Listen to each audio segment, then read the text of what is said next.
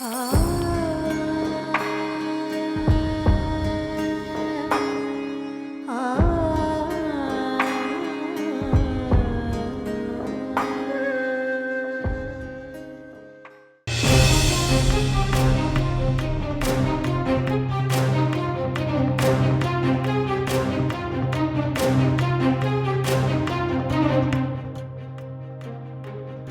मैं हूं दिबांजलि मोइत्रा।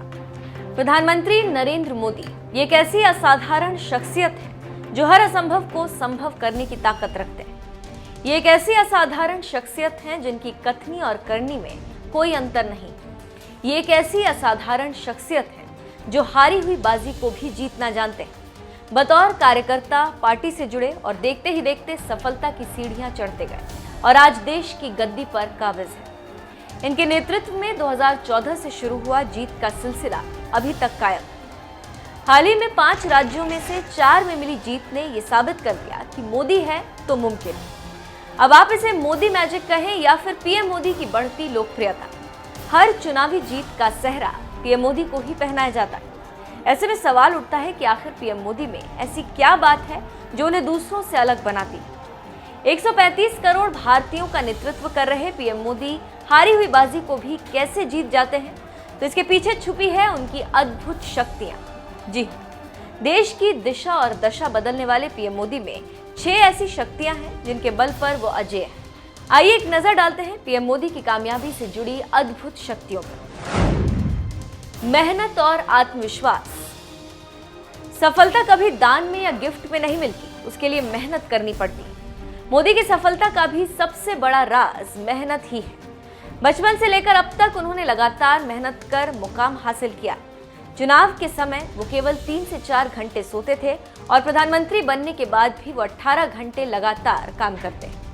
मेहनत आत्मविश्वास बढ़ाता है और सफलता के सभी रास्ते खुल जाते हैं। व्यवहार कुशलता और सही समय पर निर्णय लेने की कला। अच्छा बोलने वाले मिर्ची भी बेच देते हैं और मिट्टी भी, लेकिन कड़वा बोलने वालों की जलेबी भी नहीं बिकती। नरेंद्र मोदी जी की वाणी बुलंद है और उनके पास गजब की बोलने की कला। मोदी जहां भी जाते हैं वहां के हो जाते हैं। वो राजस्थान जाते हैं तो वहां की विशेषताओं की बात करते हैं, बिहार जाते हैं तो वहां की समस्याओं पर बात करते हैं। साथ ही नरेंद्र मोदी अपने पहनावे पर विशेष ध्यान देते हैं। यही कारण है कि वो स्टाइल आइकॉन बन चुके हैं। मोदी जब जनता के सामने बोलते हैं तो वो जनता की बात करते हैं और तेज आवाज से बोलते हैं, और जब विदेशों के प्रमुखों के साथ बातचीत करते हैं तो शांतिपूर्ण तरीके के साथ बातचीत करते हैं। सकारात्मक, आशावादी और रचनात्मक सोच। पीएम मोदी की फितरत में ही सकारात्मक, आशावादी और रचनात्मक सोच है। मोदी आलोचनाओं की बिल्कुल परवाह नहीं करते और आलोचनाओं को मुंहतोड़ जवाब देते हैं। प्रधानमंत्री नरेंद्र मोदी रचनात्मक रूप से सोचते हैं और रचनात्मकता को बढ़ावा देते हैं। वो हमेशा समस्याओं के समाधान की बात करते हैं और नए नए क्रिएटिव आइडियाज पर काम करते हैं। हमेशा भारत की बात करना। पीएम मोदी हमेशा से अपनी पार्टी से ज्यादा देश की बात करते हैं, जो उन्हें अन्य पार्टियों के नेताओं से अलग बनाता है। नरेंद्र मोदी जानते हैं कि अगर भारत मजबूत हुआ तो उनकी पार्टी स्वतः मजबूत हो जाएगी, लेकिन अन्य पार्टियों ने इस बात को नहीं समझा और उन्हें इसका खामियाजा लोकसभा चुनाव में भुगतना पड़ा। नरेंद्र मोदी ने अपनी पार्टी को इस तरह से पेश किया कि जनता के सामने उनसे अच्छा कोई विकल्प नहीं रहा। परिवर्तन और सबको साथ लेकर चलने की कला। पीएम मोदी का मंत्र सबका साथ, सबका विकास और सबका विश्वास। इसी मंत्र के साथ वो एक के बाद एक हर चुनावी अग्नि परीक्षा को जीतते आए। आज मोदी की सरकार में आपस में कोई मतभेद नहीं, जबकि 2-3 वर्ष पूर्व बीजेपी में ही एक साथ कई मतभेद देखने को मिले। पीएम मोदी की एक खास बात यह है कि मतभेदों को बाहर आने से पूर्व ही वे उन्हें सुलझा देते हैं। अनुशासन और शारीरिक क्षमता। जब से पीएम मोदी ने देश की बागडोर संभाली, तब से लेकर आज तक एक कर्मठ नेता की तरह वो कार्य कर रहे हैं। ये उनका अनुशासन ही है कि वो चुनावी मौसम में धुआंधार रैलियां करते हैं और रोजाना 18 से 20 घंटे काम करते हैं। खुद को शारीरिक और मानसिक रूप से फिट रखते हैं। सादा भोजन करते हैं, रोजाना योग करते हैं, जिसके चलते हमेशा ऊर्जावान रहते हैं और पूरे आत्मविश्वास के साथ हर चुनौती का डट कर सामना करते हैं।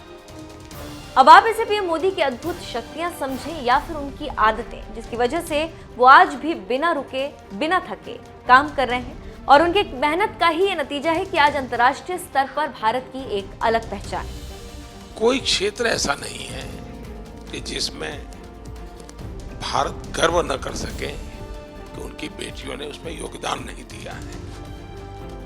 साहस का हो, सेवा का हो, संस्कृति का हो, क्रिएटिव एक्टिविटी हो, हर चीज में। सर, आज तो सिर्फ धन्यवाद देने आई हूँ कि RPWD एक्ट 2016 में मिल गया, फिर एक्सेसिबल इंडिया कैंपेन मिला और अब न्यू एजुकेशन पॉलिसी हम सबके बहुत फेवर में है।